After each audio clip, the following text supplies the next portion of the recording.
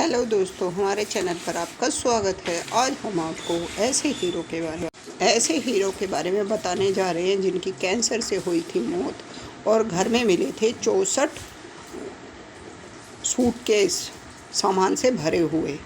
जब खुले ताले तो सामने आया बड़ा राज। निधन से पहले हो गया था मौत का पूर्वाभास। 20 दिन पहले कहा, मेरा टाइम आ गया। हम बात कर रहे हैं हिंदी सिनेमा के पहले सुपरस्टार राजेश खन्ना की। कहा जाता है उनसे बड़ा स्टार ना लोगों ने देखा है ना पाएंगे।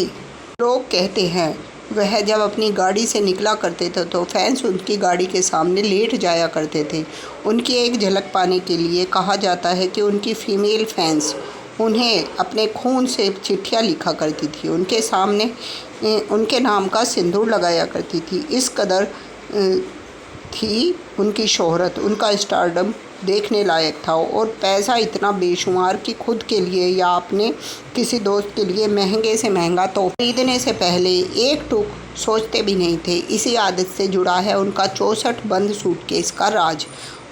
हो गए ना हैरान? अब आपको सारा मामला विस्तार से बताते हैं कि आखिर था क्या उन 64 बंद सूटकेस में। राजेश खन्ना की ज़िंदगी पर गौतम चिंतामणि की लिखी किताब dark star the loneliness of being Rajesh Khanna में उन 64 बंद सूटकेस का जिक्र किया गया है। इस किताब में यह भी बताया गया है राजेश खन्ना एक मिस्टीरियस शख्स थे। वह कब क्या करते थे और क्यों किसी को पता नहीं चलता था। उनकी अपनी एक अलग ही दुनिया हुआ करती थी।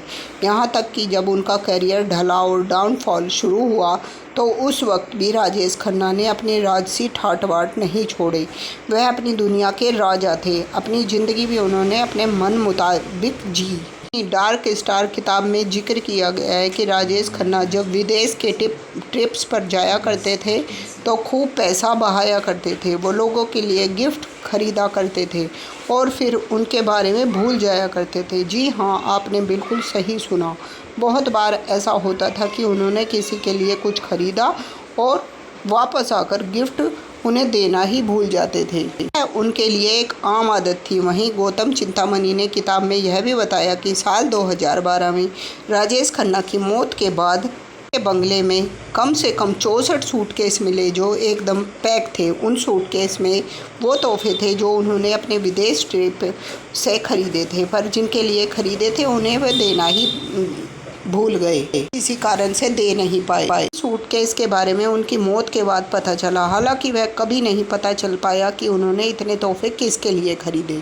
कहा जाता है कि वह एक बेहतरीन होस्ट थे। अक्सर अपने बंगले आशीर्वाद में जश्न रखा करते थे जिसमें वह अपने दोस्तों और करीबियों को बुलाया करते थे। यह जश्न ज़्यादातर अगले दिन की सुबह 4 से 5 बजे तक था। बताते चले राजेश खन्ना का कैंसर के चलते निधन हो गया। उन्हें 2011 में कैंसर का पता चला और 28 जुलाई 2012 को मुंबई में उनका निधन हो गया। कहा जाता है कि उन्हें अपनी मौत के 20 दिन पहले ही पता चल गया था। उन्होंने कहा कि मेरा टाइम आ गया है, पैकअप करने का वक्त हो गया है। राजेश खन्ना के बारे में आगे और जानने के लिए हमारे चैनल को लाइक, शेयर और सब्सक्राइब